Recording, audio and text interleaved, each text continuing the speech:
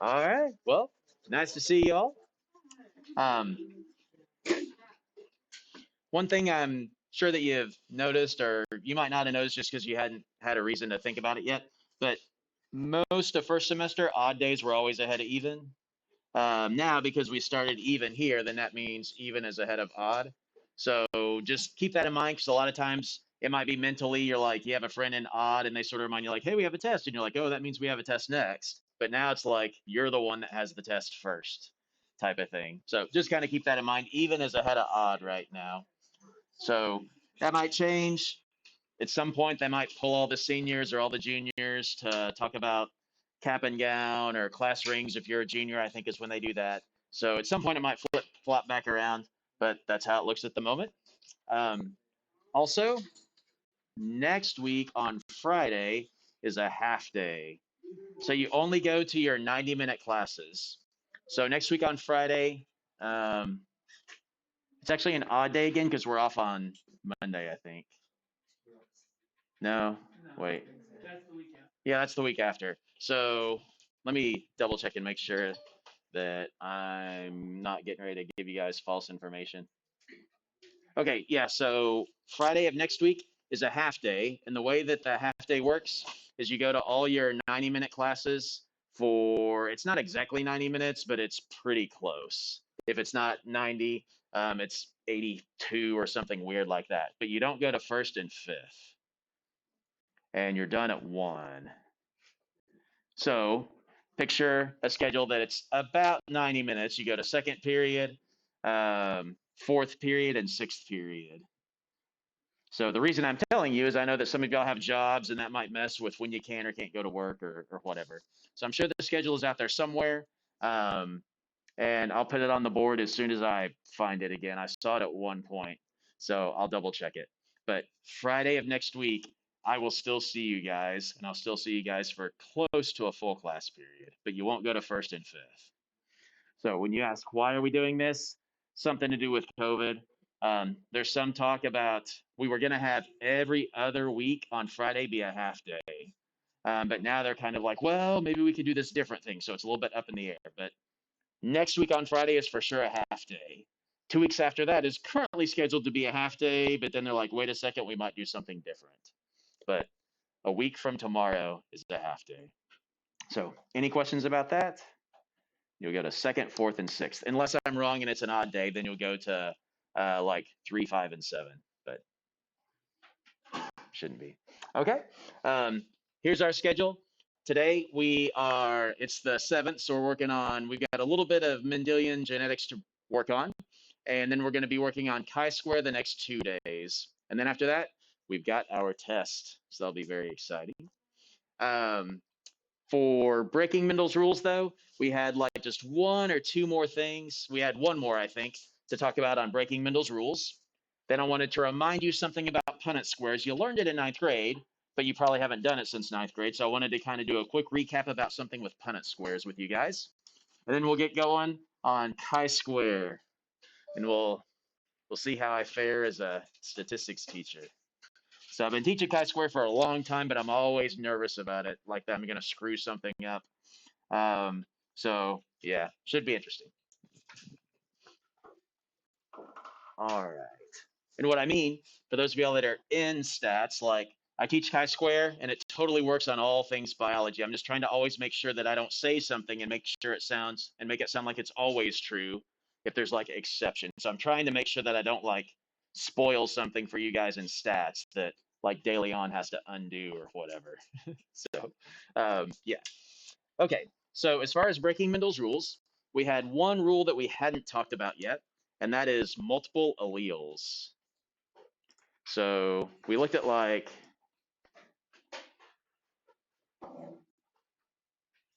polygenic and epistasis and all kinds of things like that. We looked at, I think one of the last things we did was like red-green color blindness, maybe. Um, and one of the things about eyes, I think I might even have it down here, 13 or 16. Yeah. It's thought that eye colors is influenced by 16 different genes. So that's why sometimes eye color will seem like it's polygenic. Sometimes it'll seem like it's complete dominance. Sometimes it'll seem like incomplete dominance because it is. So I might have these three genes over here dealing with eye color, and they're codominant. So maybe this gene says green, and this one says brown. So I could have brown eyes with chunks of green in it, or I could have blue eyes with that kind of little like yellow sunbursty looking thing around your pupil. So you're like, oh, it's codominance, and you're like, well, these 3 or 4 genes are codominant. And then over here, these 2 or 3 genes display epistasis. And these 2 or 3 genes display this way, and this other way. So that's why eye color gets really crazy. Some of the genes are codominant, some are this, some are this, some are this.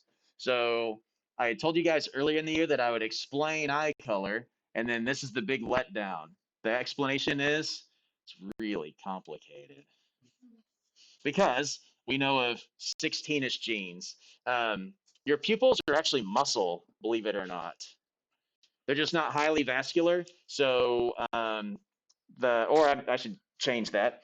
It's because of pigment and a little bit less vasculature. They don't look as pink, but that's actually muscle and it contracts. It's a sphincter muscle. I know it's a funny word, but what's supposed to happen is whenever your eyes are contracting, that controls how much light you put in because your eyes are actually hollow. Like like your eyes, you have a cover over the front, the clear part. What's that clear part that covers your eye called? Starts with a C. Yeah, the cornea. And so some of you guys might occasionally get like a piece of sand in there and you scratch your cornea and it hurts and they have to give you some antibiotic drops or something like that. So this is kind of what your eye is like. There's a bunch of fluid and then you have a clear window, a cornea over that, but otherwise light just goes all the way back and like hits the back of your eye. And the nerves that sense the light are in the actual like back of your eye back here. Well, the back of my eye is highly vascular. So it's got a lot of blood vessels and they're really thin. The blood inside is red. So the back of my eye looks kind of red. You guys have grown up without seeing pictures with red eye, but have you ever seen photographs and people look like they have bright red eyes? Okay, so they have red eye reduction now, so phones fix it and everything else. But 20 years ago, if you took a picture and somebody looked directly at the camera, you would actually tell them, you know how now we're always saying look directly at the camera? Back then it was don't look directly at the camera. Because if you did, if I looked directly at the camera, it would send a flash. That flash would go through here and take a picture of the back of my eye that's red. So that's what red eye reduction is reducing is we're taking a picture of your retinas, and that's why your eyes will look red in some pictures or a picture of grandma from years ago. But we put pigment in that muscle layer, and that muscle layer is kind of put together, not at random, it still comes together, but all these ridges are pretty unique. So your right eye and your left eye, all these little variations are pretty unique. And so we're pretty certain that everybody has a fairly unique iris. So we can do a retinal scan and scan your retinas and see if it's you.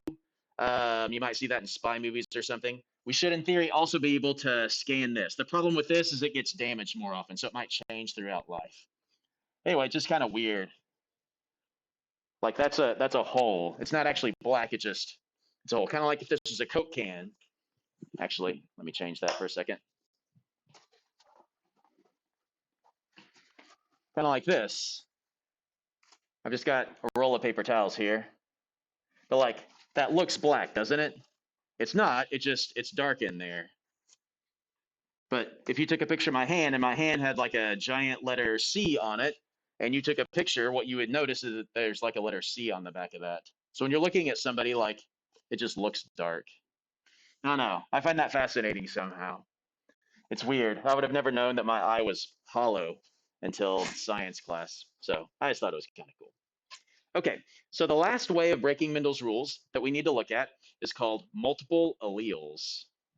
So if you've got your notes with you, let me real quick pull this up for those of y'all online. If you got your notes with you, unlike me. Oh, there we go. So the front page has the cell cycle pie chart.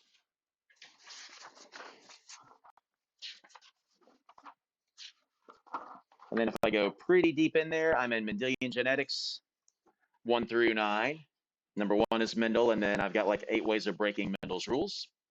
And correct me if I'm wrong, we've done all of those except number 4. Okay, cool. So number 4 is called multiple alleles. Can somebody remind me, and those of y'all that are joining online, you can put it in the chat. Can somebody remind me what an allele is, or give an example? It might be harder to define. It might be easier to give an example of an allele. What's an allele? It's a word that we kind of use, but a lot of times students don't remember it. Genotype or phenotype, students are pretty solid on remembering that. What's an allele? And it's spelled allele. So it looks like you would say it allele, but people say it allele. I don't know why. Okay, what's a genotype? It's like a gene that like affects multiple different things. Okay, I could affect things like genes, or what would be an example of a genotype? If I was going to write a genotype up on the board.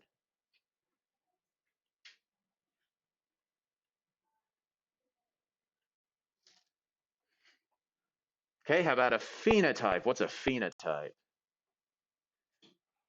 That's the thing the genotype affects, right? Yeah, the genotype kind of causes the phenotype. What is a phenotype? Like the color of your hair. Yeah, like the color of your hair. The color of your hair. Yes. So let's kind of walk through some of these words. And I know that you learned them in 9th grade, but it's been 3 or 4 years for a lot of, well, hopefully not 4, 2 or 3 years for a lot of you guys. So phenotype. Phenotype, usually we define it as physical characteristics just because it's easy to remember. Phenotype, pH, physical, pH. So a phenotype you can tell by looking at somebody. So you have brown hair, you have blue eyes, you have dark skin, light skin, you're tall, you're short, you have a widow's peak, or you don't. That's a phenotype. So it's the physical characteristics that we see. So physical characteristics. Okay, such as like brown hair.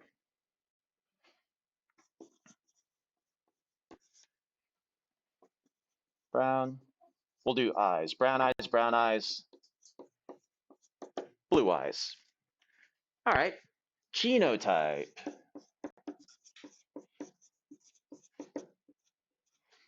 Genotype, it's probably easier to look at the examples first and then try to figure out a way to define it, because otherwise it's like the versions of alleles that cause your phenotype. So here are examples of genotype. I could have a big B genotype, or I could have a big B genotype. Both of those cause a brown phenotype, but big B, big B, little b. Then over here, I've got little b. Let me adjust my volume a little bit. Hopefully my voice won't be as screechy then. There we go. I think that might be a little bit better. Okay, so big B, big B, big B, little b, little b, little b. Those are examples of genotypes. So what's an allele? Or what's an example of an allele? This is an allele. Capital B is an allele. Or a little b is an allele. So as long as you know this stuff, exactly how you define it doesn't matter. And the reason I say that is most of the definitions of these are it's kind of like circular. They all kind of sound like each other. So they'll say something like the definition of allele isn't too bad. It's like a version of a gene, kind of like for eye color, I could have the brown-eyed version or the blue-eyed version, or if I'm a fly, I could have the red-eye version. For my hairline, I could have the widow's peak, or I could not. I could have, so my phenotype would be widow's peak. My genotype would be what's my combination of alleles that give me my phenotype. So a genotype is your combo of alleles. And in humans, you should always have 2 because you get one from mom and one from dad. Anything that produces sexually, as far as you know, will always have 2. Plants are kind of weird, even though they reproduce sexually. All right. One other word I wanted to put up here that'll be probably new is a locus. Not a locust with a T, that's an insect. But a locus is singular or loci is plural. It's where we get the word location. So a locus is like a spot on DNA where something is located. So they might have like, so locus minus the T, or loci, that's several locuses. So if I've got like a chromosome that looks like this, I might say the gene for eye color is found at this locus right there. So it's like a location. I go over and I'm like, here's a chromosome, and where's the gene called eyeless? We normally name genes based off of what happens if they're mutated. So there's a gene that all mammals, actually, not just mammals, insects have it too, called eyeless. And if everything's fine, you have eyes. What happens if it's mutated? You're eyeless. So they might look, and on a fly chromosome, they might be like, hey, the eyeless gene is located right here. So that's its locus. Within that, I've got different versions. I've got the capital A version or the capital E version of the eyeless gene, and I have the lowercase e version. So I have two different alleles. They can combine to make a genotype, and then the phenotype is you have eyes or you don't have eyes. So an interesting thing is we can take that same eyeless gene and we could sort of like turn it on in your legs, and then you grow eyes on your legs. We don't do that with humans, we do that with flies because it's funny. That's not really why they do it. They do it to like see what we can do with turning genes on and off. If I can turn on eye genes in your leg and I can turn off eye genes in your leg, then maybe I could turn on certain cells that might help you, or maybe I could turn off cancer cells that are harming you. So we're just trying to figure out like how to turn genes on and off, but it's sort of weird. Um, very soon we'll actually start the gene of the day, and I just found like 8 or 10 odd or funny sounding or peculiar genes. We'll always have a gene of the day. So we'll start class with a gene of the day. One of them is eyeless, and then I show you pictures of flies where we like turned eye genes on all over the place, or we turn on the leg genes on their face, or something like that. So every day, 4 times a day now. Ooh, that call was from hell. That was 666. Wow. All right. Um, so any questions on kind of these old words here? Okay, the last way of breaking Mendel's rules, number 4, is multiple alleles. So multiple alleles explains blood types. That's the most common example that you'll see of multiple alleles. Do any of y'all know your blood type, or you're pretty certain? Or you might know part of it. You might not remember if you're positive or negative. What's your blood type, Logan? AB positive. Really? Anybody else? Does anybody online know theirs? Yeah. O positive. O positive. Okay. We've got one O positive and one AB positive. AB positive is somewhat rare if you're white.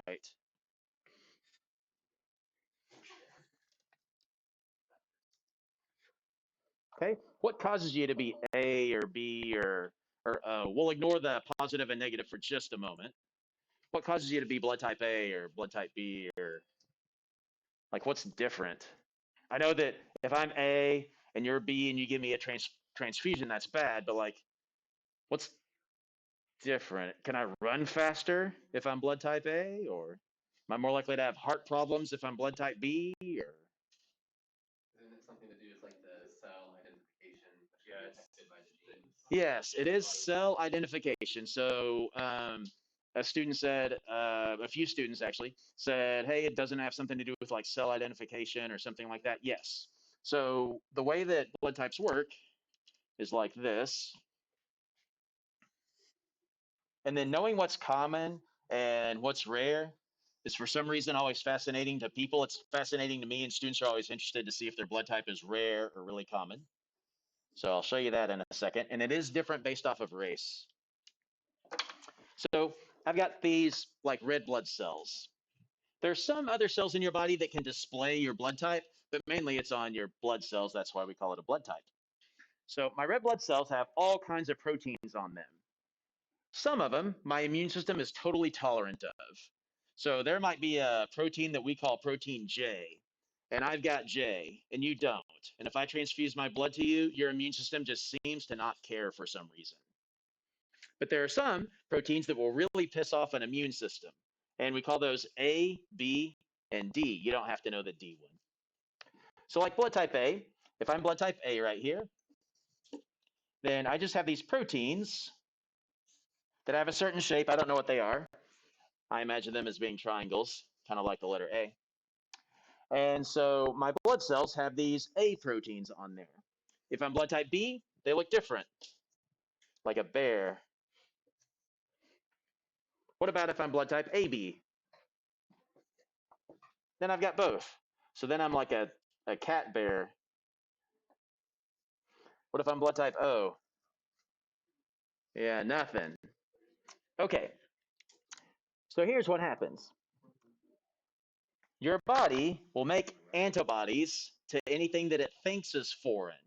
So your immune system, we study the immune system later on, like around spring break time. So it's still several months away, but we'll get like a heavy dose of COVID and vaccines and stuff like that. So that's why I kind of keep, occasionally I allude to something COVID, but I'm saving most of it for like the immune system unit for obvious reasons. Um, but your immune system makes antibodies for anything that it thinks is non-self. So for me, my immune system will make antibodies and try to attack. If a bacteria invades me or a virus, hopefully it makes antibodies for it and tries to defend. So if I'm blood type A, my immune system, by random chance, even if my body has never seen blood type B, will have a very, very teeny tiny, I won't be able to measure it, but it'll have an almost untraceable amount of type B antibodies. And they'll look like this.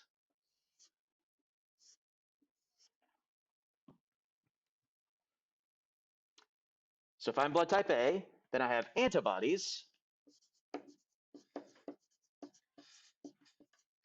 that look like that. I have type B antibodies. If I'm blood type B, I have a small, untraceable amount. We've traced them before in case you're wondering how we know they're there.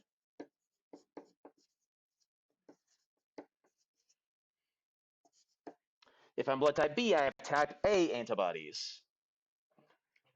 Okay, so if I'm blood type B, I have some anti-A.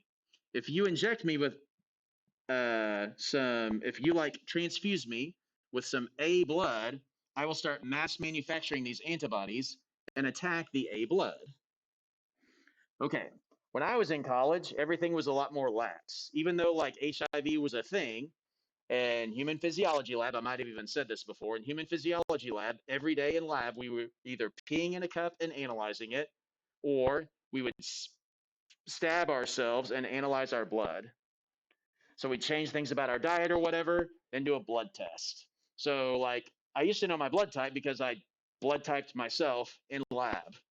So like, here's some alcohol, rub it on there, stab yourself with this little lancet and squeeze it out, and then we start doing the lab with the blood. Super weird. So I'd be in lab, and the way that you would figure out what your blood type is this. I'd have a microscope slide. I don't need to look at it through a microscope. I just need a piece of glass. So you prick your finger, drop, drop. Okay, cool. Then from the shelf, we just had bottles of antibodies. We had anti-A and anti-B antibodies. So I've got a drop of blood here. I've got a drop of blood here. I had some anti-A to this one. Then without a microscope or anything, just with the naked eye, I look at it. Nothing. Okay. Now I take a bottle of anti-B antibodies. I put a drop on there. And within about 15 seconds, my blood turns to slush. That's because that's type B blood. And I just mixed it with type B antibodies. And it forms a solid. Now, it's not like solid like that. It's solid like slushy from Quick Trip. But like you can see it with the naked eye. Like at this distance, I could look at the microscope slide and I'd be like, yeah, that's chunky. Just like I could tell the difference between like clear red Kool-Aid and like slushy from that distance, that's how like solid it gets. So now imagine I'm blood type A and you transfuse me with a bag of blood type B. I now have a bag's worth of slush in my body. Can my heart pump blood that's that thick? No, so I immediately have a heart attack and die. Basically, your blood clots. So that's why it's so important to be careful if you're transfusing somebody with blood. The reason that that happens is this. Let's say I've got some blood type A. So it's got little spiky A proteins all over it. Since it causes an immune response, we call it an antigen. That doesn't matter right now, but if you were ever reading in a book and you're like, what's an A antigen? These proteins are called antigens. An antigen is anything that causes your immune system to respond. So, for example, peanuts or peanut butter, that's not an antigen for me because I can eat peanut butter and everything's cool. But if you have an allergy to peanuts, then peanuts are an antigen to you. Your body reacts to them. So here's a bunch of A. Now, if I have some A antibodies, doesn't it look like that part of the A antibody sort of matches this triangle? They're complementary. But doesn't this one also match a triangle? So there you go. I grab onto that guy, and I grab onto that guy. I cross-link. I grab onto that guy, and that guy. That guy, and that guy. That guy, and that guy. So now, aren't all of these red blood cells kind of like meshed together, almost making like a net? Yeah. And what does that look like? Looks like slush. So that's why your blood kind of turns solid. So if I'm blood type A, I have B antibodies. So if I ever see B, I will start making tons of those. Technically, since I'm recording this, I want to be technically correct. So if you're watching this way in the future, um, technically they're not antibodies yet. They're still receptors in B cells that would become antibodies. Okay, but for us, we'll consider them antibodies. So I have type B antibodies. So if you transfuse me with B blood, that's a problem. If I'm type B and you transfuse me with A blood, that's a problem. What if I'm blood type AB? What have I got? Do I have both or do I have none? I have none. Why does it make sense that I can't have both? What would happen if I'm blood type AB and I have anti-A antibodies and anti-B antibodies? Yeah, I'd be attacking myself. So blood type AB has no antibodies. Have you ever learned that blood type AB is the universal recipient? You can receive blood from anybody. That's because you're tolerant of A. You're tolerant of B because I have A, so I'm tolerant of A. I have B, so I'm tolerant of B. And of course, I'm tolerant of myself. What about blood type O? What kind of antibodies do they have? Both. So they've got both types of antibodies. So because of that, if you're blood type O, can you receive AB? No, I'll like attack that. I'll double attack that. If you give me this, if you give me this, so if I'm blood type O, I can't receive blood from anybody except O. However, if I'm giving away red blood cells, aren't my red blood cells naked? So do I have any A to piss off this or this? No. So if I'm blood type O, I'm the universal donor because there's nothing on there, there's nothing on my blood type O that will annoy anybody. So if you're blood type O, that means you're truly altruistic. You can give to everyone, but you can take from no one. You are a true giver. And if you're blood type AB, you're a selfish pig. So you can take from everybody, but you can give to no one except people just like yourself. So, of course, I'm joking. This has nothing to do with your personality, but from a blood standpoint, it's true. Um, I've learned my blood type probably 4 or 5 times in my life, and I still don't remember. I had to take my blood type several times. I've donated blood. A lot of times when you donate blood, they'll give you a little card with some information. And so I've learned it, and I've just always forgotten. So I don't know what it is. So blood types. We call this multiple alleles because there are multiple alleles. With multiple alleles, I have more than just a dominant and recessive. So normally with Mendel, there's like big B, little b, and that's it. But with this, with multiple alleles, for example, A is dominant. B is another version of an allele. That's dominant. And then O is recessive. So there are 3 alleles. Anytime you have 3 or more, we call it multiple alleles. It's not always just a dominant and a recessive. Sometimes there's like 3 of them. Dominant means it shows up full strength every time. So that's what's happening here. If I have an A allele, it shows up full strength. If I have a B allele, it shows up full strength. So if you want to start getting tricky, blood type is multiple alleles, but it also displays codominance, right? There's multiple alleles. I could have A, I could have B, I could have a nothing, an O, and if I get an A and a B, they both show up. So it also kind of displays codominance. So multiple alleles is when you have more than 2 versions of an allele at a certain locus, at a certain location. All right. The last thing that I wanted to show you on blood types is this. This is unimportant in AP Bio, but it's just interesting. This is how common everything is.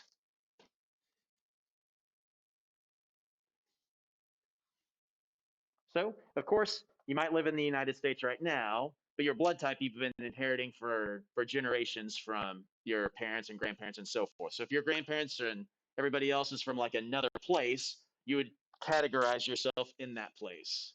So the US is a melting pot, but the only people that are kind of native to the US are obviously Native Americans. I think we're at the very bottom. Oops. There's that cat looking at you. He's like, hey.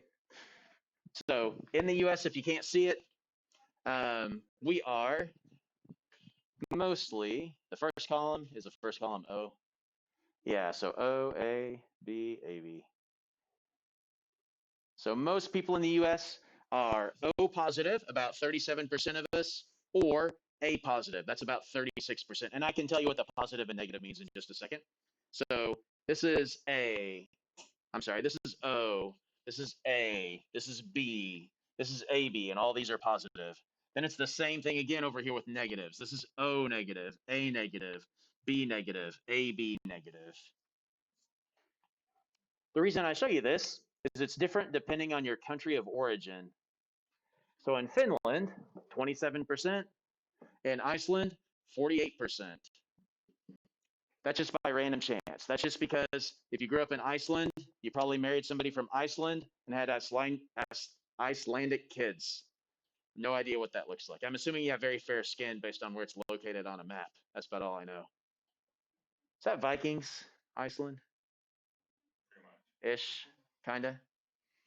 Is that the whole Iceland's actually really green and Greenland's really just like a block of ice kind of deal? Okay. So this doesn't really like blood types as far as this goes. There's no advantage to having A or B or like, oh, well, in Iceland, you want this type of blood. And in, South America, you want this type of blood. It just happens to be that way, kind of like hair color. There's no real advantage to being a redhead in Ireland. It just happens to be that Irish people have red hair. So when Irish people mate and have kids, they all have red hair. But kind of interesting. One last thing I wanted to mention is the way that this relates to race. So races and breeds, like races and humans, is the same thing as breeds and dogs. So we're all the same species. It's just race is a way of kind of like classifying, kind of like breeds of dogs. If you say, what does that dog look like? And I'm like, well, he has kind of blonde hair. It's sort of long. Does he have a snub snout or not? Well, no, it's kind of long. He's medium in height. His tail sticks up. There's a lot of fur. Or I could just be like, hey, it's a golden retriever. And you can immediately picture what it looks like. Or if you're like, I'm trying to describe a boxer, and I could just say, like, oh, it's a boxer, and you immediately know what it looks like. So that's what we do with people. So race is just sort of a construct, a way of classifying people. But it does have a purpose. So one thing that I've seen, like, is sometimes people say like, well, we should do away with like classifying anybody by race. And that's true, except when it comes to medicine. So I would encourage you, if you're filling out forms, at a doctor's office, maybe normally for like the SAT or something like that, you don't say what your race is or whether you're male or female, but at a doctor's office, you should, because different races have different genetic defects that run in their gene pool. So if I'm a doctor and you have certain symptoms, and I know you're African American, I'm like, wait, hypertension is a genetic trait that is more common in the African gene pool. So I need to kind of check for this or this or this. Sickle cell anemia, that's more common in the African gene pool. In the Caucasian gene pool, now I'm worried about other diseases like cystic fibrosis. So there are certain things that are in certain gene pools, and it's not because if you have dark skin, you're less likely to have cystic fibrosis, so you're better than a light skinned person. It's like no, until the last few hundred years, if you were born in this area of the world, you stayed there, you mated with people there. So a white person is going to marry a white person if everybody in that area is white in Ireland. But because they're all marrying each other, Irish people, compared to other Irish people, are more closely related. So they have certain diseases that run in their gene pool. There's certain diseases that run in this gene pool. So I would say for medical reasons, we want to keep race around. As far as any other reason, I don't see any other reason for it. But race is just a way of classifying people, kind of like tall, short, medium, height. So just thought I'd throw that out there when we're looking at stuff like this. All right. Any questions on the ways that we break Mendel's rules? Same thing for you guys on the Zoom. Let me know if you have any questions on breaking Mendel's rules. I'll pause for just a second.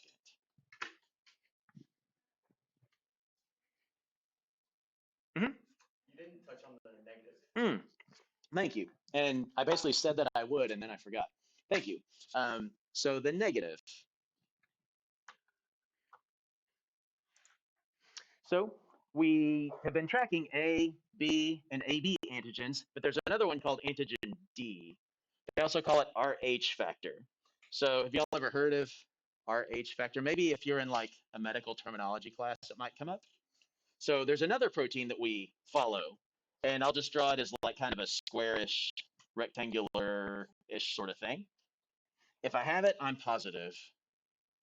So they discovered it in rhesus, no relation to the peanut butter cups, in rhesus monkeys, so they sometimes call it Rh factor. And if you have it, you're positive for it, kind of like the flu or COVID. If you have it, you're positive, and if not, you're negative. So that's just one more thing that antibodies can glob onto. So if this guy'd be A positive. This guy is B negative. So this guy would also have antibodies that stick onto that. So now when we go back and look at like universal donors and universal recipients, the true universal recipient, the true universal receiver of blood is actually AB positive because they're tolerant of A, they're tolerant of B, and they're tolerant of protein D, otherwise known as Rh factor.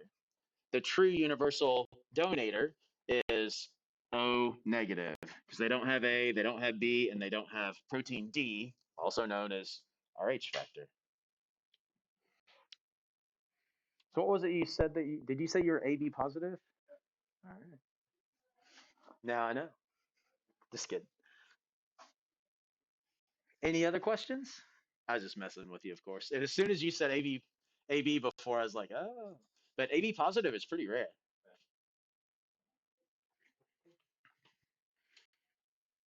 Okay. I don't see anything in the chat. All right. So the last thing that I wanted to show you on genetics, and then we'll be able to introduce chi-square stuff, are Punnett squares. So Punnett squares. You did Punnett squares in ninth and seventh grade, and you did some big ones in ninth, but you might not have done the biggest ones in ninth. So first, let's think back and see if you can solve one of these. This messes up a lot of students. So even though you're like, I did Punnett squares, yeah, I learned US history, but I don't actually know any of it anymore. I've forgotten all of it. All this stuff was going down yesterday with the Capitol building, and somebody's like, 25th Amendment. I was like, I got to Google that sucker. Like, I don't know what that is. And all these other like, how many amendments are there? And I'm like, I know it's double digits, but if you told me there were 40 or if you told me there were 70, I honestly don't know. I'm gonna guess 45. How many are there? How many? 27. That's it. See, I had no idea. And at one point I knew the various differences between many of them. But like right now, I don't even know. It feels like you'd have to like tweak the Constitution more than that over all these years. Anyway, um, so sorry. So let's say I've got this.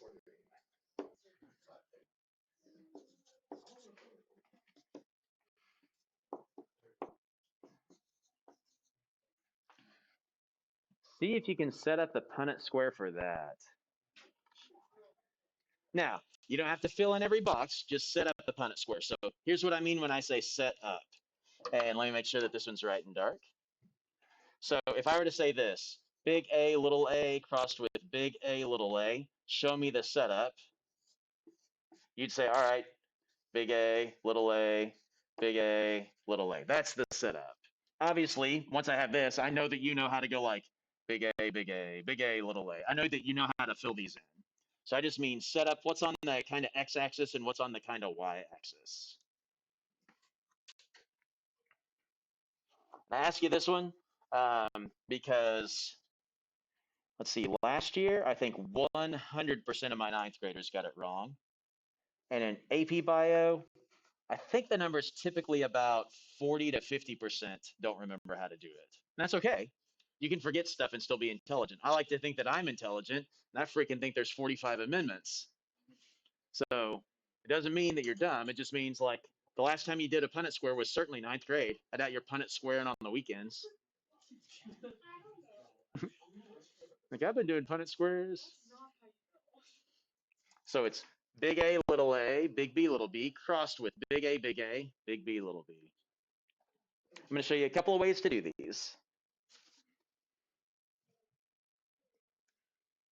So here in about 30 seconds, I'll give you a hint if you're completely stalled out.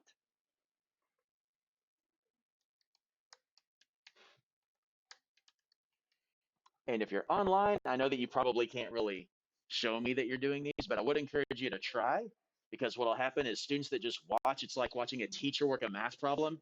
It totally makes sense when, you know, your math teacher's working it, and then it's like, all right, here now it's your turn, and you're like, oh crap. So I would encourage you to try it, even though you can't really prove that you're trying it. Okay, so first clue. How many squares is my Punnett square? 16. Yeah, 4 by 4. Good.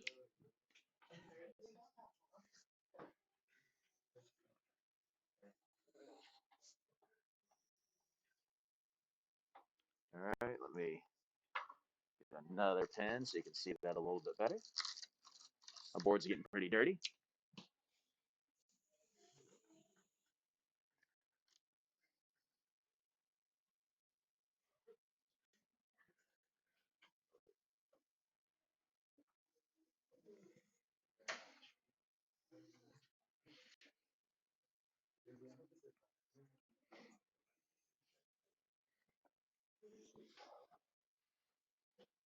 All right, so I got 16 squares.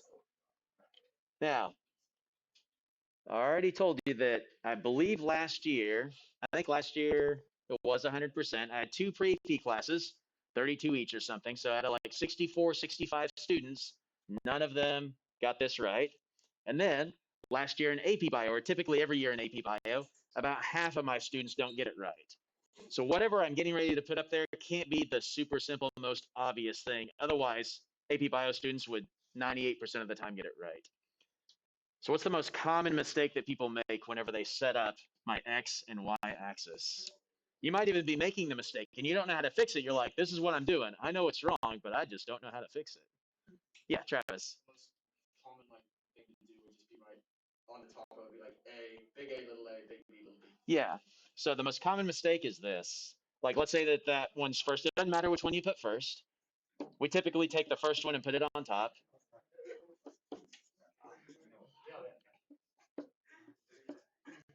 That's the most common mistake. Now, just out of curiosity, I won't judge you again. I think that there was 45 amendments, or it could be 60 or 70. How many of y'all would set it up like that?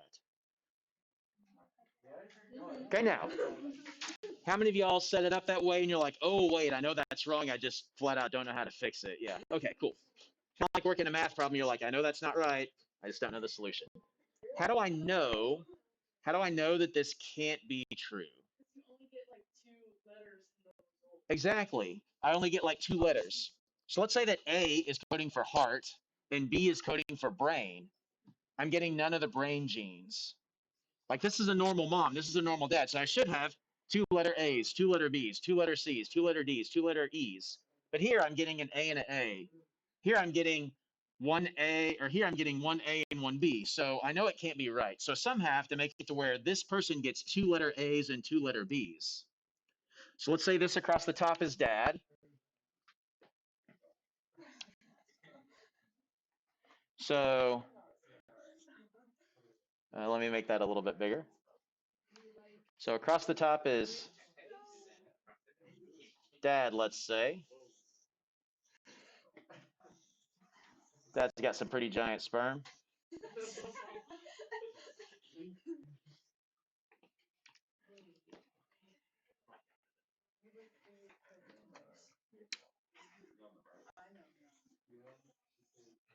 These are mom's eggs. Okay, so anybody think they've got what could be a possibility to be in one of dad's sperm? I'll give you a second, and then we'll check. I'll give you just a second. Somebody give me a possibility. There's 4, obviously, and it doesn't matter what order you put them in. So there are right answers, but there are also wrong answers.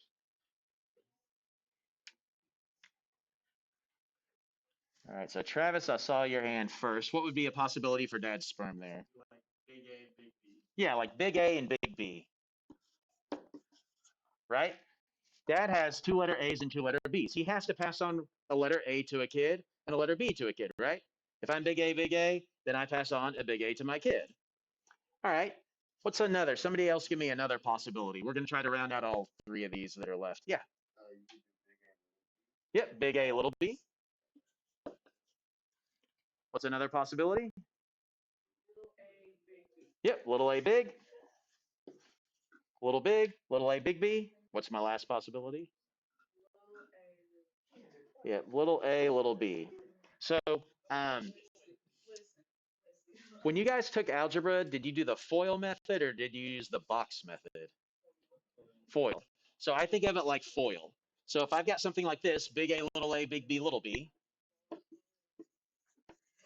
then I sort of think of, to get all the possibilities, is it possible that dad has a capital A and a capital B? So could he pass on a capital A and a capital B? Sure. Could he pass on a big A, little b? Sure. Little big, little little. So I think of it as FOIL. First, outer, inner, last. Those are all my possibilities. Now you don't have to do this and show your work, but a lot of times, just like in math, when you don't show your work, you're more likely to make a mistake.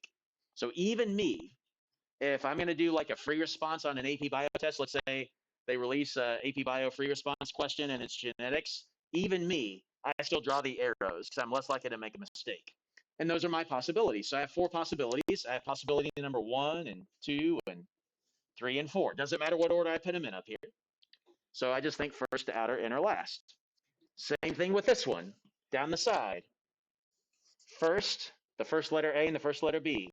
The outer ones, the inner letters, and the last letter A and the last letter B. And that's what I put down the side for Ma. So here's big A, big B, big A, little b, big A, big B, big A, little b.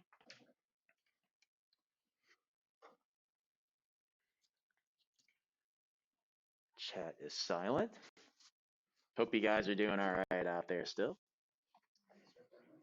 Okay, now, here's where it gets a little bit tricky. If you're taking a STAR test, you get like 60 something questions and you get 4 hours. If you're taking an AP Bio test, you get more questions with less than half the time. So now it comes down to like, and this happens in college a lot too. One thing that I noticed that was different about college versus high school, except for like some of my AP classes where teachers kind of like kept you on a time schedule on tests, was in college a lot more of it comes down to like, oh, this kid knows stuff, but this kid knows it faster. So being able to like finish tests, you know how your AP tests tend to be more stressful finishing them? College is a lot more like that. One of the ways that they keep people from cheating is just like, you ain't got time to cheat.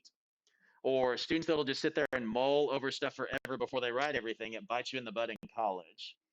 You'll have some jackass teacher, probably in physics, and they're going to give you some impossible to finish test in time. And then they'll come up with some sadistic grading rubric like, hey, if you get it right, it's +1. If you skip it, it's 0. If you get it wrong, it's -1/4 of a point. Here's 100 questions. Nobody finishes more than like 55. Go. And then you're just like racing against everybody else to be as accurate as you can, as quickly as you can. So you'll probably only have 1 or 2 classes like that, but you will at some point. It's very unnerving. So now I have to be able to do questions like this, but be able to knock them out on an AP Bio test. I have to arrive at answers in probably like 45 seconds. So I don't have time to like fill out this entire Punnett square. So Punnett squares are all about ratio. So I'm going to show you a shortcut. If I've got all the time in the world, I fill the whole thing out. So take a minute. How many squares do I actually have to fill out? Don't say it out loud. But in this problem, to get the right answer, if I want to know what percentage, let's say that my question was what percentage of the offspring are going to be big A, and big B. What percentage are going to be big A, little a, big B? What percentage are going to be, like all the possibilities? What's the minimum number of squares that I have to fill in? I don't have to fill in all 16. So take a second, see if you can logic your way through it.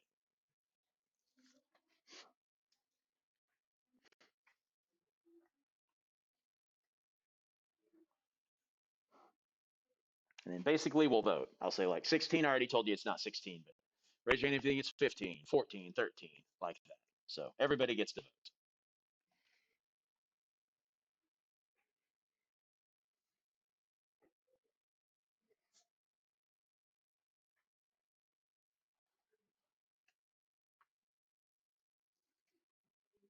It's only 27 amendments.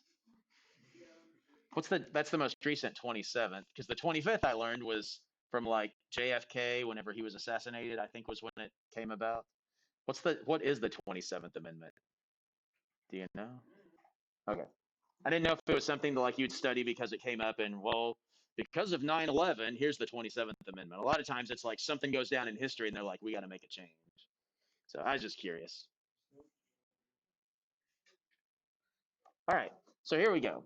We're going to vote. And if you're online, you can vote also. Just put a number in the chat. What's the minimum number of squares? So for those of y'all in person, I'm going to have you vote. If you're online, you just put a number. So if you think it's 16, raise your hand. If you think you have to fill out 15 squares, 14, 13, 12, 11, 10, 9, 8. Few hands going up at 8, about half a dozen of y'all.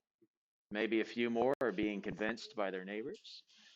7, 6, 5, 4, 3, 2, 1. And we have 50% voter turnout at the polls. So it's 8. Can somebody tell me why it's 8? Now, again, all we care about is ratios. This doesn't mean that as soon as I make a Punnett square for my kids, it's like, oh, crap, now we have to have 16 kids. This is all just about ratios. It's all about what are the odds that I have a baby girl versus a baby boy? Well, it's 50-50. It doesn't mean that I now suddenly have to have like 2 kids. Why is it 8? Uh-huh. Because on the egg side, and then all repeated inside. Yeah, everything across the top is unique, but over here, that one's duplicated. So whatever is on this line right here, isn't it going to be identical to what I fill in on this line right here? So I can cross it out. Here's why I can cross it out. because it won't change my ratio of this to this. Right now I have a 2 to 2 ratio. A 2 to 2 ratio reduces, right? Just like fractions. 2 to 2, oh, that's the same as just 1. 4 over 4, oh, that's just the same as 1. So 2 to 2 is a ratio, 2 to 2. So I can make it 1 to 1. So if I have two of these, big A, big B, big A, little b, then I can reduce it down to be 1 to 1. So I could like mark out, since I have two of these, I can mark out a whole row. Since I have two of these, I can mark out a whole row. So I technically only have to look at 8 squares, and I'll still get the same ratio. Now, here's where I can mess up my ninth graders, because I try to show them, or I show them this trick also. Let's say that I had this. Here's my Punnett square. Again, if you have time, you can always fill out like 16 squares, but not very many students are that fast. And students that are that fast are fast because they know to mark out stuff. So let's say that I had this.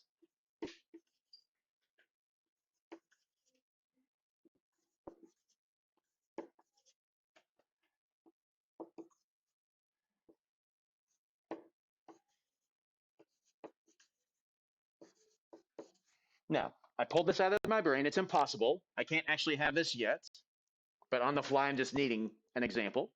So I'm aware you're like, wait, wouldn't the dad's original genotype? Don't worry about it.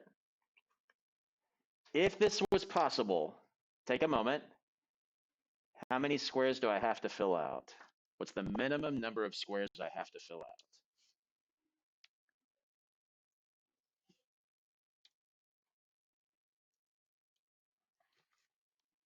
And yes, it looks like about 2/3 of you guys got that in the chat on the 8. So good job.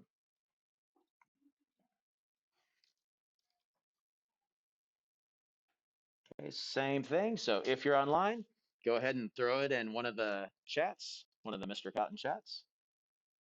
What's the minimum number I need?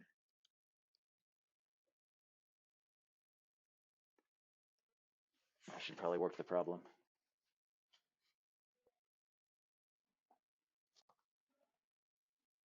Nope, I think I tricked you. So I'm seeing 3 of them in the chat, and they're not quite right.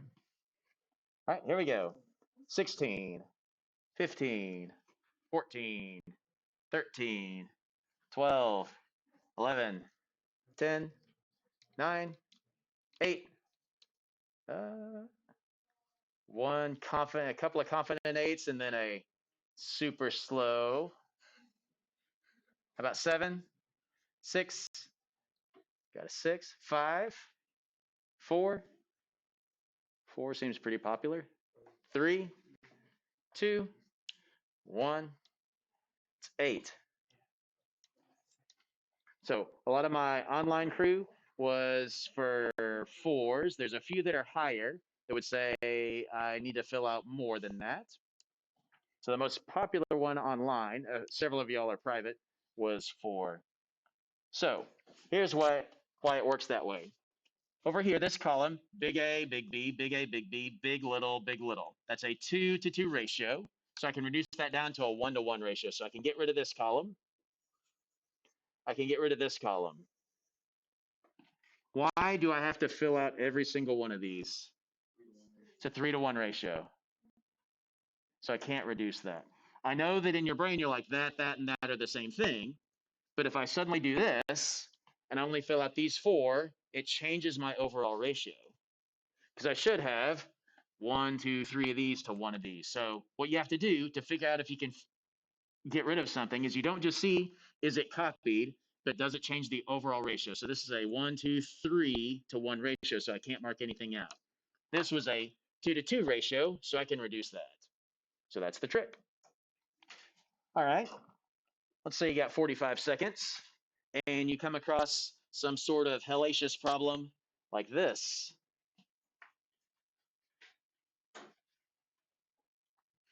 And they do Punnett square related stuff, genetics like Mendelian genetics and Punnett square stuff all the time. Some tests it feels very heavy and some not as much, but they're always on there. Bless you.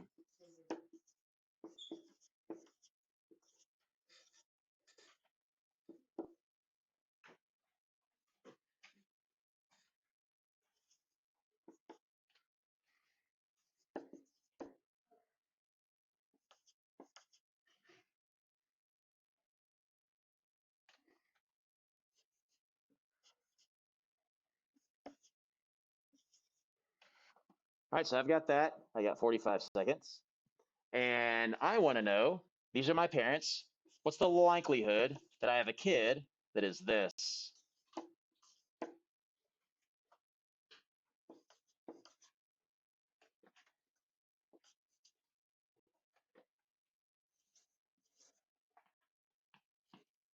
And I've only got like 45 seconds. So obviously I can't make some sort of massive Punnett square and start marking out columns and rows. There has to be a way of doing this without a lot of handwriting.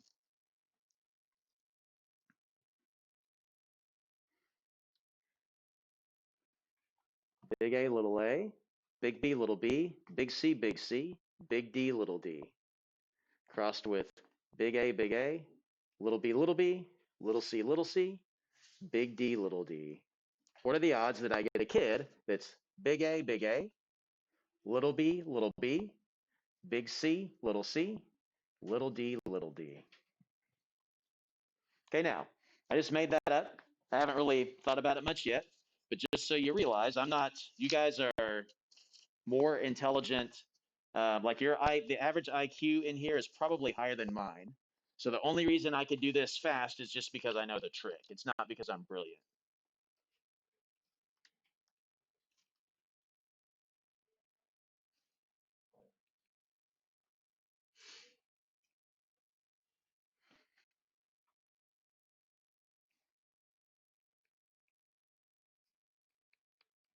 All right.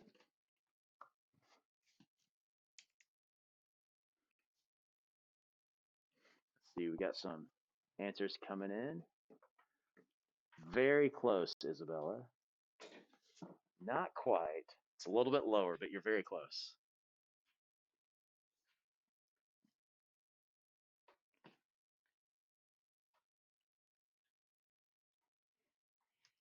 Not 0. That'd be a good trick question, though.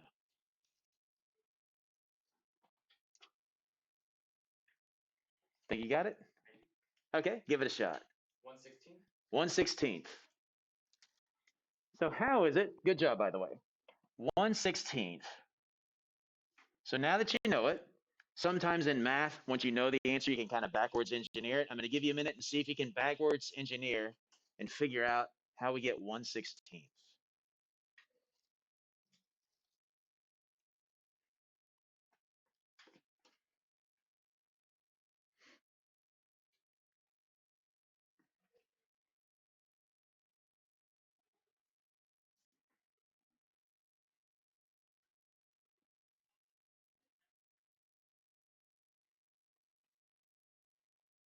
Anybody think they've got it figured out that didn't know before?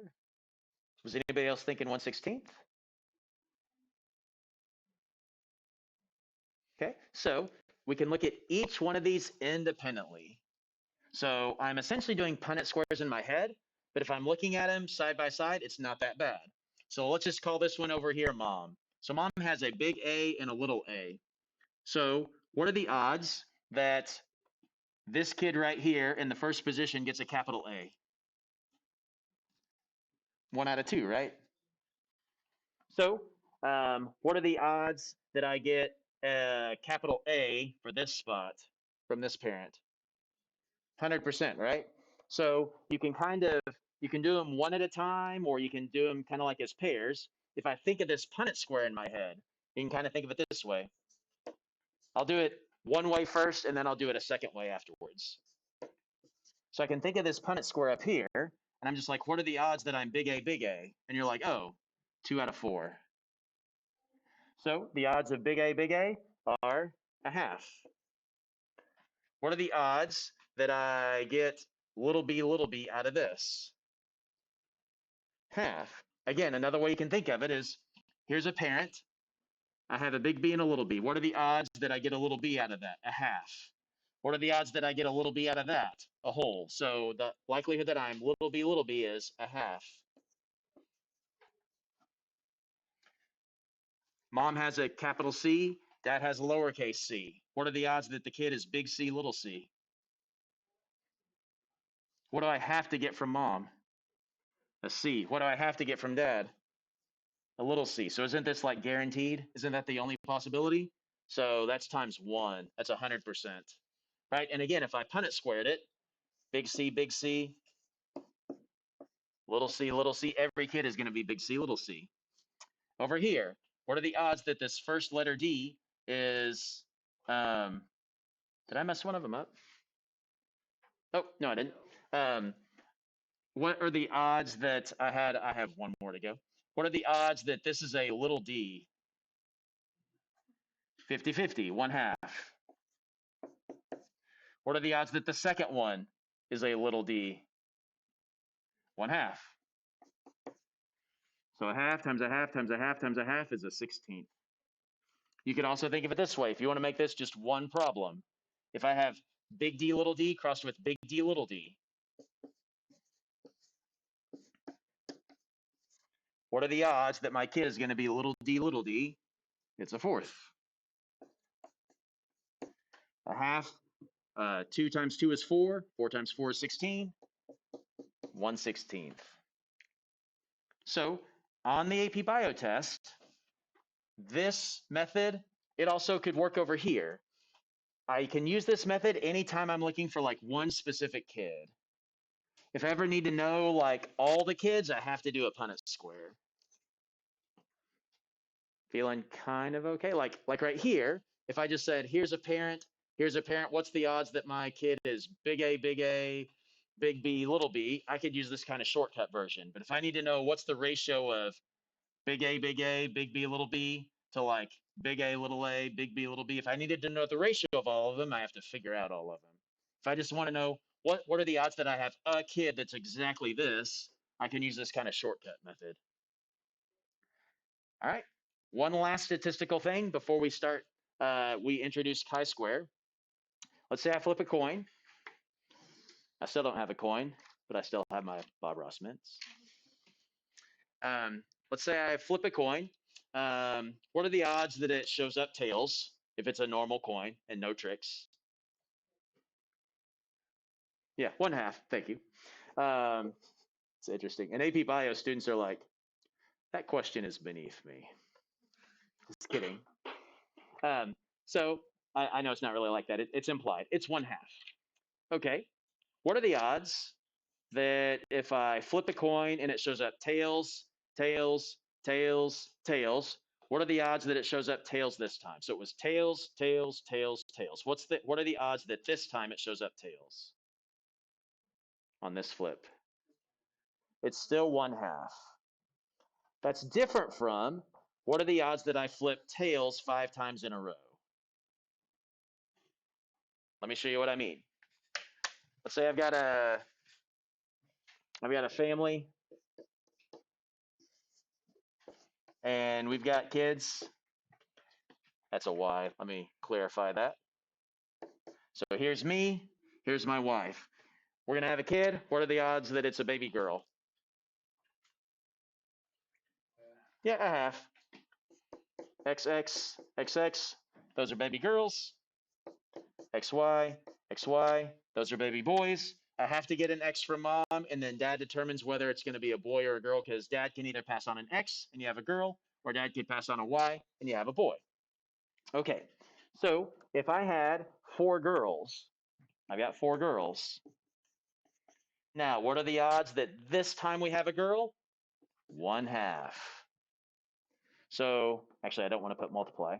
Once I have 4 girls, what are the odds that this one's a girl? 1/2. That's different from what are the odds that I have 5 kids and they're all girls? Then it's, well, the odds the first one is a girl is a half. The second one, the third one, the fourth one, the fifth one. Kind of like this. Let's say I flip a coin 10 times and it just happens to show up tails. What are the odds that this time it's tails? One half, that's doable. That's different from here I go. I'm going to try to flip a coin and have it show up tails 11 times in a row. That's hard, right? So be careful. Anytime something feels like a statistics question on the AP Bio test, be very cognizant of the wording. You've got all these kids. What are the odds that this kid is a girl? A half. Versus what are the odds that you have 5 kids and they're all boys? That's calling it ahead of time before you have any kids. Does that make sense? Okay, so now what we want to do is look at this thing called chi-square. So did I mention flipping a coin with the Bob Ross Mints last class?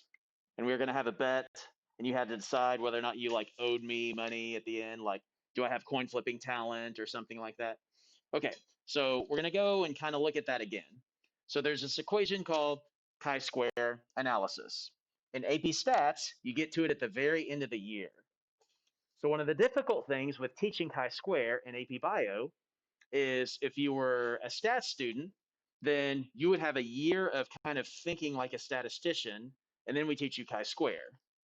And here, you might not know any stats, and I've got to teach you chi-square.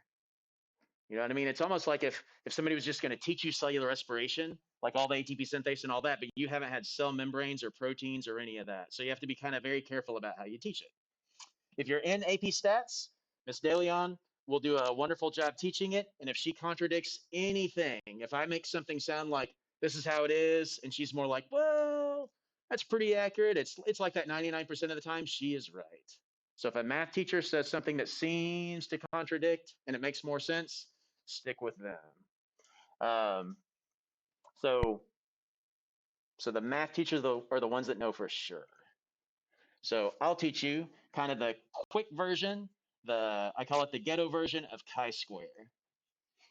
Whenever you get to it in stats, it shouldn't mess you up. I talk with her a lot to make sure, like, okay, if I say this and this and this, will that mess them up whenever they get to your class? She's like, oh, if you say it like this or this, then they should be good.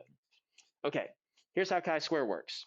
First of all, they give you the chi-square equation on the test. And the chi-square equation looks really big and bad, but it's not. Most students, I'm not saying you guys, but most students, when you start adding in Greek letters, you're like, oh, hell. They're running out of regular letters, and now they have to use Greek letters. Okay, but think back. Most of you guys by now have seen sigma in a math class. What does sigma mean? What do you do when you see that symbol? I don't know when you see it, but I think you do. Oh, hang on. Something's coming up in the chat, I thought. Sigma. What does sigma mean in math? I don't know if it's like algebra 2 or what. Uh-huh. Yeah, the sum of like SUM, like I add things together. So what it means is in chi-square, I might test 2 things, or 3 things, or 4 things, or 5 things. However many I test, in the end, I'm going to add them all together. So that just means add stuff. Chi-square, it looks like x squared, but it's not. My final answer, whenever I finally get done working the math on that, is going to be chi-square equals. So I never do anything with this. It just follows me down all the way through. That bothers students also. Because if it was x squared, you had like x squared equals 9, you're not done, right? I've got to, like square root both sides. That's not the case here. So I never do anything with this chi-square. It just follows me all the way down. So I don't have to square root anything. That just says I'm going to add crap. Now, all of a sudden, this is the only part of the equation that I'm actually doing any math with. And that's actually not too bad. In fact, if you're in like a chemistry class and you had to do percent error, that might look really similar to like the percent error equation. Okay, so here's how this works. I'm going to flip a coin. And kind of like the idea that I introduced previously, I'm going to flip a coin, and I claim that I have coin flipping talent. There was a famous baseball player named Ted Williams. And before everybody started roiding it up, he was considered the greatest hitter in baseball history. He claimed, I don't know if this is like a fable that he claimed this or not, I didn't look that deep, but supposedly he claimed that he could see the laces. A baseball is white with red laces. Keep in mind, major league players throw like 95 plus mile-an-hour fastballs. I don't know how fast the curve is. 80 maybe? Is anybody a baseball player? Is 80-ish? Kind of. 75. Okay, 75. Cool. So he claimed, and they rotate differently. So like a fastball, the laces rotate one way. If you throw like a knuckleball, the laces don't. The ball doesn't rotate that much.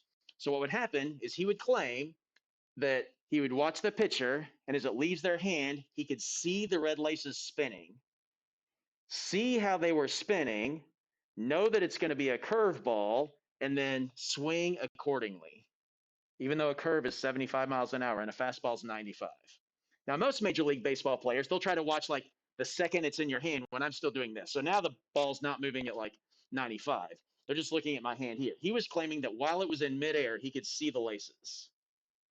And that's why he was so good.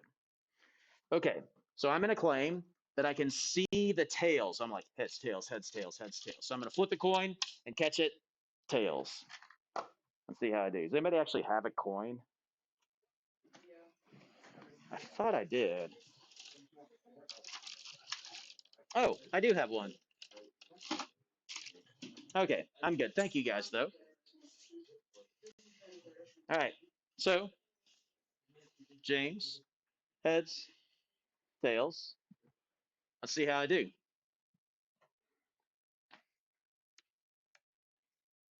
Tails. I'm trying to flip tails. I think I kept saying tails. Tails.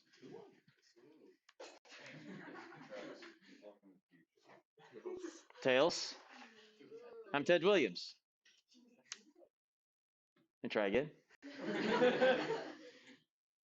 Let me try again. Tails. I'm 100%.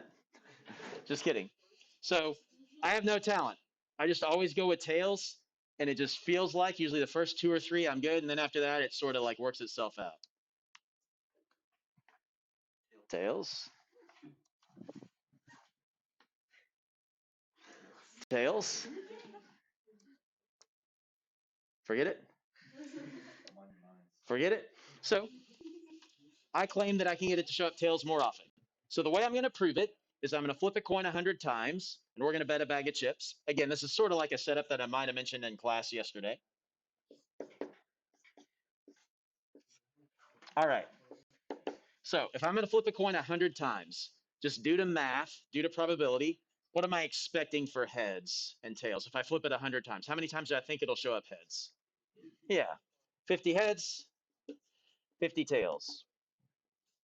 So we call that E, expected. O is what I observe. So what actually happens? Yeah, I expect 50-50, but if you're going to sit here and tally as I flip a coin, tails, as I flip a coin, the tally might not come out to exactly 50-50. So this is where chi-square comes in. Let's say that it turns out to be 51-49. And again, I know I'm repeating part of this from last class, I believe. 51-49. Are you impressed? Do you think I can actually see the coin spinning? Or do you think that that's just due to random chance? That's probably just due to chance. I didn't just disprove probability. I don't need to call the mathematicians and be like, hey, it's actually 51-49 or something like that. Okay, so what if it was 52-48? Would that impress you? What about 53, 54, 55, 56, 57, 58? What would be kind of the magic number to where you're like, that's pretty much the cutoff to where I would be impressed? What do you think? 75? 80? 90? Some of y'all are hard to impress. Well, no, but like, consider it like this. Two evenly matched teams. If I could just guess 75% of the time who's going to win, I'd be 3-1 on like Super Bowls. I'd be mega rich. Stocks. Is this one going to go up or down? A 50-50 shot. If I can be right like 55% of the time versus 45, that's money. If you play perfect blackjack, house has a 51% advantage, the player has 49. If you just hit when you're supposed to hit and then stay when you're supposed to stay. And yet blackjack people still lose because of that small amount. So we can test some numbers. What's the lowest you guys would go to where you generally think maybe that's impressive? So like 80 is too high. 75? I heard a 70. 65? We'll go 65. So even if you're like, I don't know if I really think it, we got a 65. Oh, I thought I admitted. So 65. So let's say it's 65, 35. So what we're going to do is we're going to now plug this into the math equation. The math itself on this is easy. It's algebra 1 level. Like I said, every other year, I teach chi-square to my ninth graders. It's interpreting the data that becomes kind of tricky. So the way that I plug this into the equation is I'm going to have two sets of data. I'm going to have data for heads, and then I'm going to have data for tails. So I'll have two sets of data. I'll have two fractions. So over here, when you're like, wait, what do I plug in for observed? Do I plug in the 35 or the 65? What do I plug in for expected? The 50 or the other 50? Well, it depends. I'm going to have two sets of data, and then I'm going to add them together. So let me kind of walk you through and show you what I mean. So I'll have data for heads. So I'm going to use my data for heads. I have it circled in blue right here. And I'm going to plug that into the equation. So my data for heads is I observed 35. So O minus E. I observed 35. I expected 50. So 35 minus 50, don't forget to square it, over 50. So my data for heads is observed 35. I expected 50. Don't forget to square it. And then over what I expected, which is still 50. So that's my fraction for heads. But I've also got data for tails. So I need to make a fraction for that too. So I'll give you just a second. If you're feeling fine with it, keep on going. But otherwise, I know everybody's writing, so I want to make sure that you can see in a second.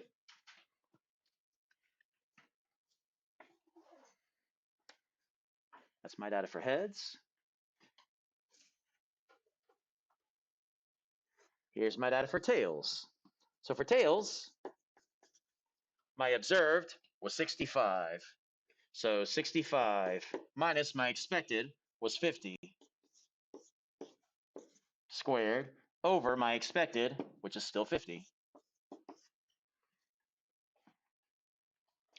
So that's flipping a coin. The outcomes were heads or tails, so I have two fractions.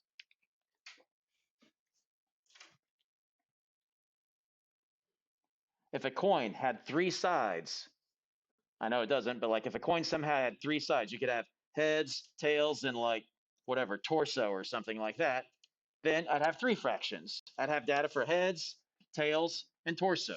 If I was rolling a single six-sided die, and I want to know what are the odds that I get a 1 or a 2 or a 3 or a 4 or 5 or a 6, then I'd have six fractions. My data for rolling a 1, a 2, a 3, a 4, a 5, a 6. Okay, and once I get these two fractions, what do I do with them? Yeah, I add them together. So I'll add that up. Now, on the modern AP Bio test, calculators have been all over the place on the AP Bio test. There's a time where you got no calculator. That was actually the best time because that meant anytime you were doing math, you had to be using very easy numbers. If you're doing Punnett squares and stuff like that, or if you're multiplying things, you're doing like halves and fourths. You never got like 1/312th or 0.0123. It was always like 25%, 10%. So, but nowadays, all calculators are fair game. As long as it's not smart to where it can't, like, you can't type words like a QWERTY keyboard, it's fine. So a TI 83, 84, 83 plus, 84 plus, whatever TIs you're using in your math classes, you can use. On the AP Bio test, you can bring your own calculator. I have some little crappy ones that you can use also. So if you take the real AP Bio test in May, you can borrow one of mine, but it doesn't even square stuff. So I think it can square root, but it doesn't square. For square, you're just supposed to be like 4 times 4. Okay, so 35 minus 50 is a negative 15. And 15 times 15 is 225, right? So negative 15 times a negative 15 is a positive 225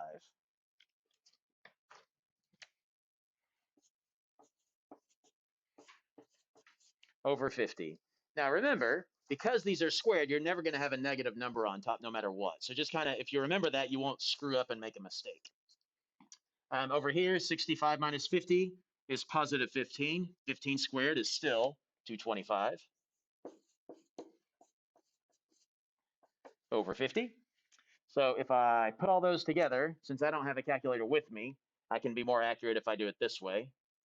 225 and 225 is 450 over 50. So that equals 9. So my final answer is chi-square equals 9. Now I'll give you a moment to copy stuff down if you want. 35 minus 50 is 15, negative 15. Negative 15 squared gives me 225 over 50. 15 squared over 50. And then whatever the heck you call that, common denominator, least common multiple, or I don't remember. I can do the math, but I don't remember the words. I guess that's common denominator, right? So my answer is 9. Chi-square equals 9. You're like, all right, Mr. Cotton, what do I do with that? Chi-square is 9. So should I be impressed that you flipped a coin and it came up tails 65 times versus 35? Yes. How do I know that? Because I compare this number. This is where chi-square gets a little bit different from most of your math classes. Because I compare that number to this chart. The chart's not bad. It looks crazy, but it's kind of like the periodic table. It might look crazy, but if I say look at carbon, you're just looking at this little bitty spot. So due to time, you're going to have to just sort of accept something for a moment, and I'll probably won't be able to explain it fully until next class. Here's what I do. This is a p-value, a probability value. The probability value that I compare to in biology is 0.05. So this is like a cutoff at the moment. Why? I'll show you. Maybe today. Probably not today. It's 0.05. So you're going to always default to 0.05 unless told otherwise. For those of y'all in AP Stats, the p-value that you're always going to be looking at is either typically like a 0.05 or a 0.1. And in AP Stats, Miss De Leon is she the only stats teacher? De Leon? Oh, there's another one? Okay, so I'll just say the stats teacher. I'm used to her being the only one. So the stats teachers will give you reasons why sometimes you use this number and sometimes you use this number. But in life sciences, we use this. Kind of like in chemistry, they give a big crap about significant digits, and you think that that's like how reality is from now on. And then you go into physics, they don't care, do they? They're just like, what's our answer? 1 digit to the right. So kind of the same thing. So in life sciences, 0.05 is sort of our cutoff. In stats, you'll kind of find that it's usually one of these two. Then we look at degrees of freedom. Degrees of freedom in this equation is 1, because the degrees of freedom is the total number of options minus 1, the total number of possible outcomes minus 1.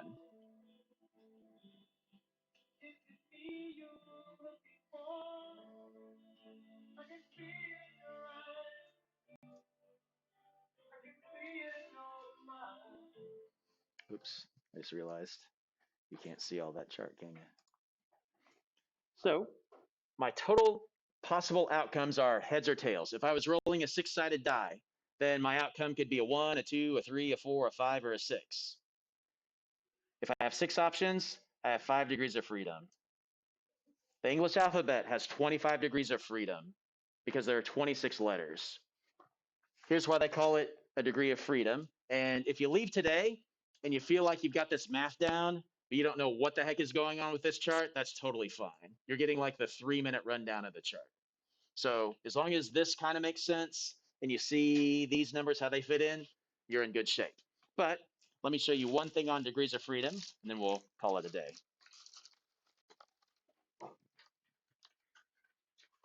I've got 4 pens, In fact, I'm going to switch back cameras.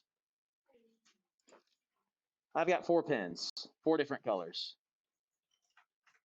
All right. Choose, you don't have to because of COVID. I haven't washed my hands recently, but choose a pen. So what color would you pick? All right, blue. Cool. Blue's gone. That was a free choice. Zach could have chosen anything that he wanted. All right, pick a color. Black. Could have chosen anything. Pick a color. Red. All right. I'm only holding 1 pen now. It's green. Choose a color. Green. Did you actually have a free choice? No. So when there's 4 pens, how many free choices do you actually have? 3. There are 3 degrees of freedom if I'm holding 4 pens. If I'm flipping a coin, the outcome could be heads or tails. So if I was like this, hey, I flipped a coin 100 times. How many times did it show up tails? You're like, I don't know. I mean, I'll guess 50, but I don't know. And I'm like, okay.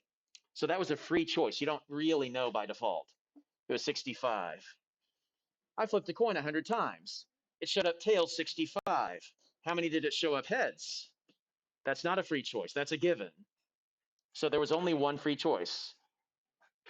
So if I have 2 possible outcomes, heads and tails, there's 1 degree of freedom. It's always the total number minus 1.